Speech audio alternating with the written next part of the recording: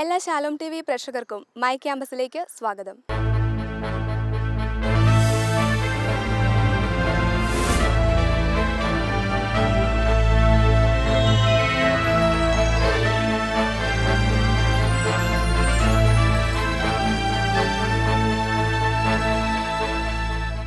കണ്ണൂർ ജില്ലയിലെ കൂത്തുപറമ്പ് നിർമ്മലഗിരി കോളേജ് 52 വർഷത്തെ പാരമ്പര്യം വിളിച്ചോതുന്ന ഒരു ക്യാമ്പസ്.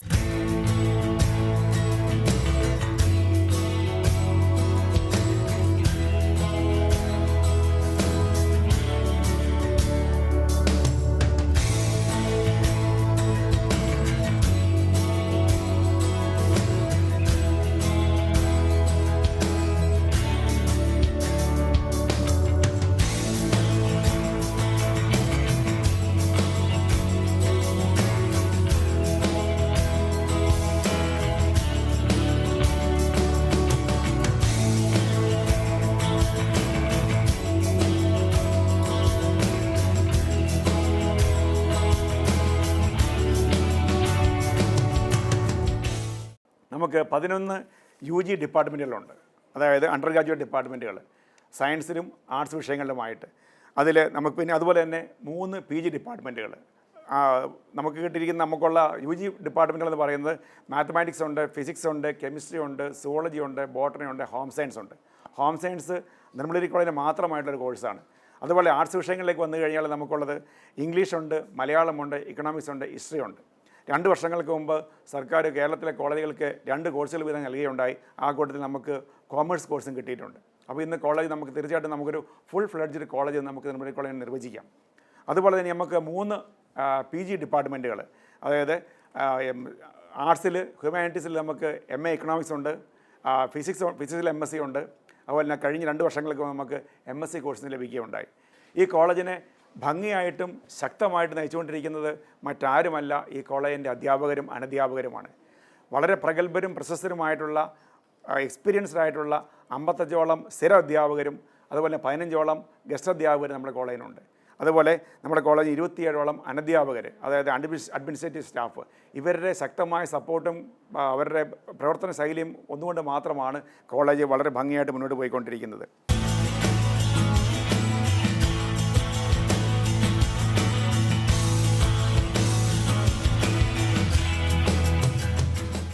ആയിരത്തി 1964 സ്ഥാപിതമായ ഈ കലാലയത്തിൻ്റെ വരാന്തയിൽ നിന്നുകൊണ്ട് ഈ സ്ഥാപനത്തെക്കുറിച്ച് 2 വാക്കുകൾ പറയുമ്പോൾ തികഞ്ഞ അഭിമാനവും സന്തോഷവുമാണ് എനിക്കുള്ളത്. എന്നെ സംബന്ധിച്ച് വ്യക്തിപരമായിട്ട് പറയുകയാണെങ്കിൽ 34 വർഷത്തെ ബന്ധം ഈ സ്ഥാപനവുമായിട്ടുണ്ട്. കഴിഞ്ഞ 34 വർഷങ്ങൾ പ്രത്യേകിച്ചൊരു വിദ്യാർത്ഥിയായും അധ്യാപകനായും ഈ സ്ഥാപനത്തിൽ പ്രവർത്തിച്ച ഇതിൽ അങ്ങേയറ്റം സന്തോഷം കൊള്ളുന്നൊരു വ്യക്തിയാണ് ഞാൻ.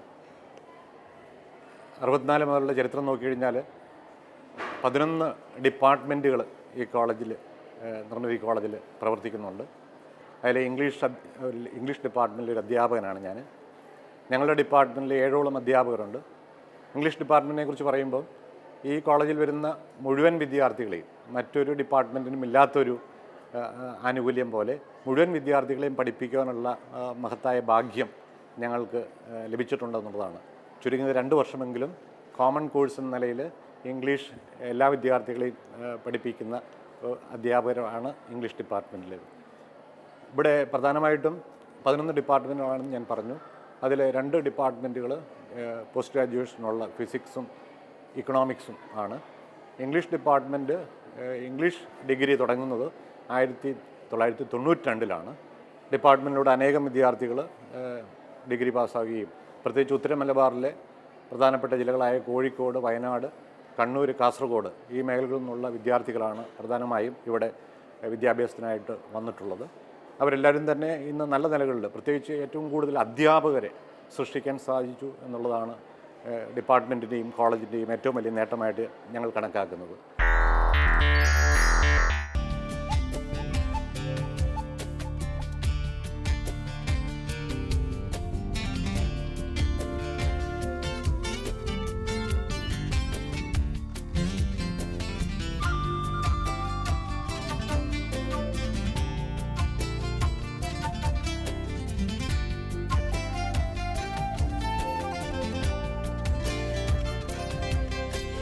നിത്യ സ്നേഹത്താൽ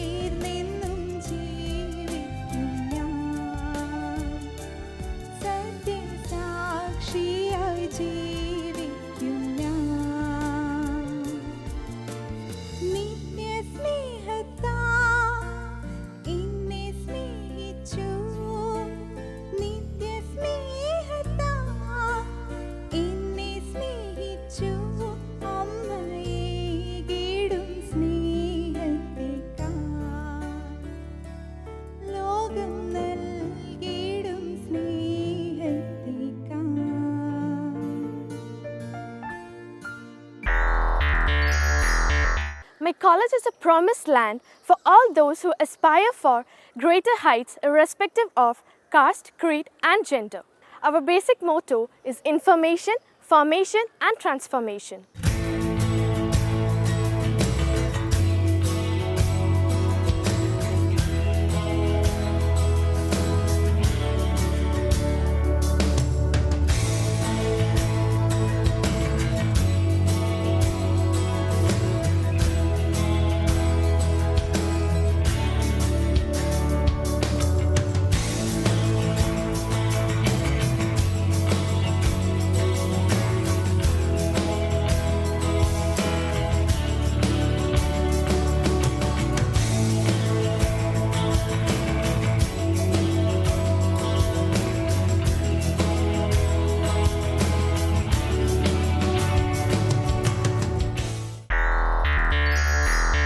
വിശുദ്ധ ബൈബിളിൽ അപ്പസ്തോല പ്രവർത്തനങ്ങളിൽ കാണുന്ന സാവൂൾ സഭയെ പീഡിപ്പിക്കുകയും സ്തേഫാനോസിന്റെ കൊലപാതകത്തിന് നേതൃത്വം വഹിക്കുകയും പിന്നീട് മാനസാന്തരപ്പെട്ട് വിശുദ്ധ സാവൂളായി തീരുകയും ചെയ്തു.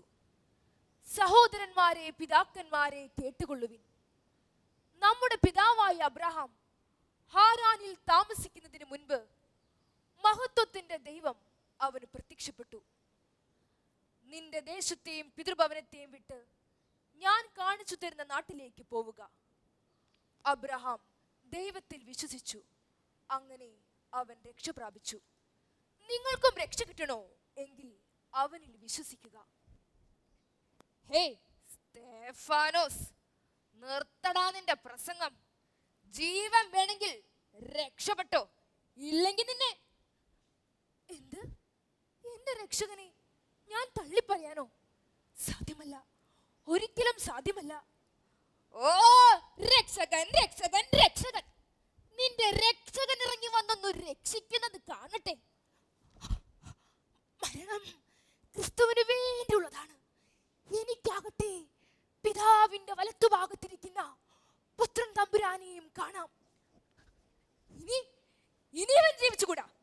എറിഞ്ഞു കൊല്ലവനെ. എന്നെ ഒന്നും ചെയ്യരുതേ പിതാവേ, എന്റെ ആത്മാവിനെ കൈക്കൊള്ളണമേ. ഈ കുറ്റം ഇവരുടെ മേൽ ആരോപിക്കരുതേ. രക്ഷയുടെ പ്രസംഗത്തിന്റെ ശോകമൂകമായ അന്ത്യം. കഷ്ടം, ക്രൂരമായി പോയി. നല്ലൊരു ചെറുപ്പക്കാരന്റെ വിധി. മറ്റുള്ളവരുടെ പരിഹാസവും തുപ്പലുമേറ്റ് മരത്തിൽ കിടന്ന് മരിച്ച മരപ്പണിക്കാരന് വേണ്ടി മരിക്കാനും മനുഷ്യരോ? ഇനിയും കുറെ പരീക്ഷകൾ ദമാസ്കസിലുണ്ട്. മരപ്പണിക്കാരന്റെ അനുയായികൾ പോലും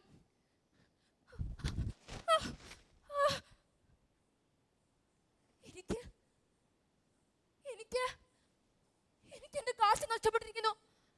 എനിക്ക് എന്റെ കാശ് നഷ്ടപ്പെട്ടിരിക്കുന്നു.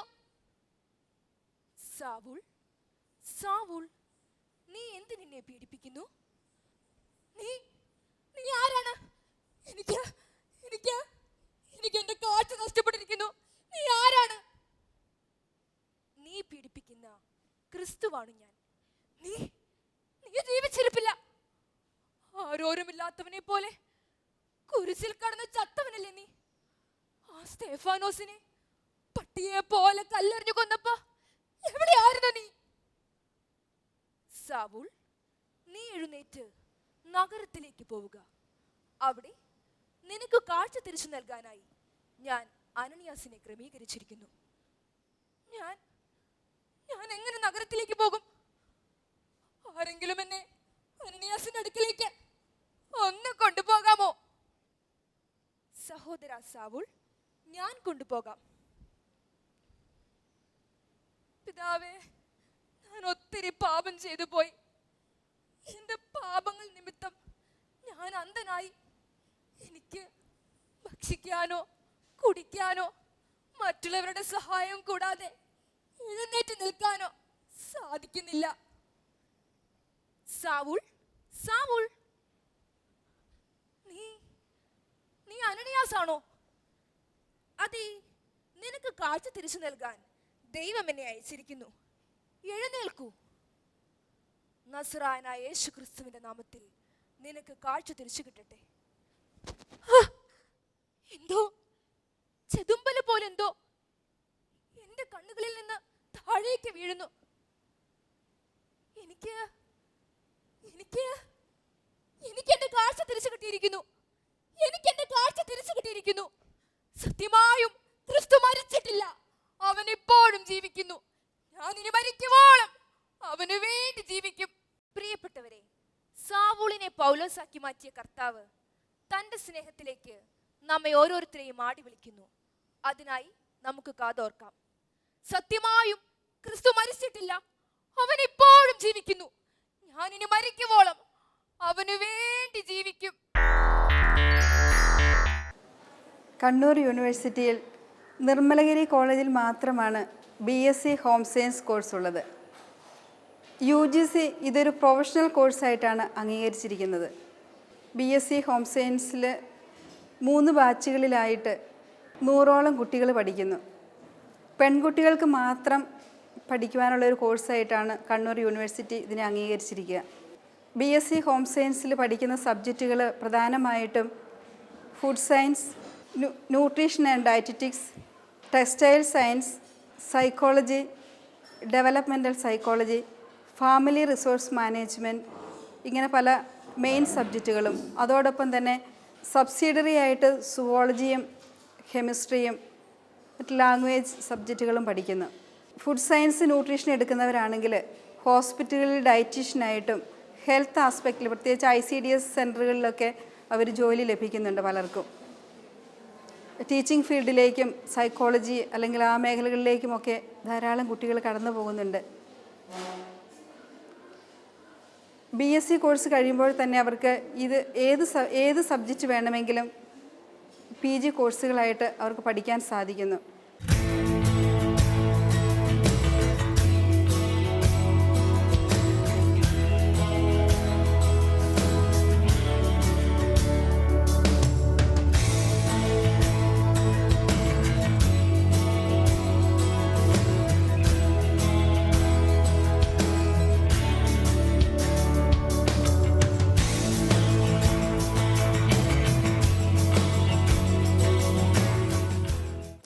BSc ഹോം സയൻസ് പഠിക്കുന്നതിലൂടെ പ്രധാനമായും ലക്ഷ്യം വയ്ക്കുക പ്രത്യേകിച്ചും പെൺകുട്ടികളുടെ സമഗ്ര വികസനമാണ്. സ്ത്രീ ശാക്തീകരണത്തിന് ഏറെ പ്രാധാന്യമുള്ള ഈ കാലഘട്ടത്തിൽ അവരെ ഏതൊക്കെ വിധത്തിൽ സമൂഹത്തിന് ഉപകാരപ്പെടുന്ന വിധത്തിൽ, സമൂഹത്തിന് നന്മ ചെയ്യത്തക്ക വിധത്തിൽ അവരെ വളർത്തിക്കൊണ്ടുവരിക എന്നതുകൂടി ഹോം സയൻസ് പഠിക്കുന്നതിലൂടെ ലക്ഷ്യം വയ്ക്കുന്നുണ്ട്. പോസ്റ്റ് ഗ്രാജുവേഷൻ അല്ലെങ്കിൽ ഹയർ സ്റ്റഡീസിന് പോകുന്നതിനേക്കാൾ ഉപരി എല്ലാവർക്കും പോകാൻ സാധിക്കുന്നില്ലെങ്കിൽ പോലും സ്വയം തൊഴിൽ പര്യാപ്തരാക്കുക എന്നതും നമ്മൾ ലക്ഷ്യം വയ്ക്കുന്നുണ്ട്. മറ്റു ഹയർ സ്റ്റഡീസിന് പോകുന്ന പോലെ തന്നെ ഇവർക്ക് PG കോഴ്സുകൾ എടുക്കാം, പോസ്റ്റ് ഡോക്ടറേറ്റ് ഡിഗ്രി എടുക്കാം. പ്രത്യേകിച്ച് national institute of nutrition Hyderabad, അതുപോലെ CFTRI central food technological research institute Mysore, ഈ കേന്ദ്രങ്ങളിലൊക്കെയും കൂടുതലായിട്ടും റിസർച്ച് സ്റ്റഡീസ് ചെയ്യാനുള്ള സാധ്യതകളും കുട്ടികൾക്കുണ്ട്.